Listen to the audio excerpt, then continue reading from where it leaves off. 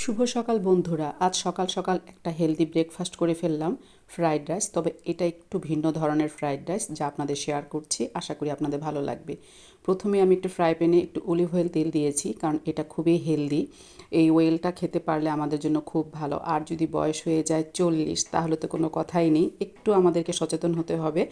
তারপর আমার হাতের কাছে যে সবজিগুলো ছিল সেগুলোই আমি এখানে ব্যবহার করেছি। প্রথমে কিছু ফুলকপি, তারপর গাজর, বরবটি আর পরিমাণ মতো একটু লবণ দিয়ে তারপর আমি সুন্দরভাবে এটা কিছুটা সময় কুক করে নিলাম।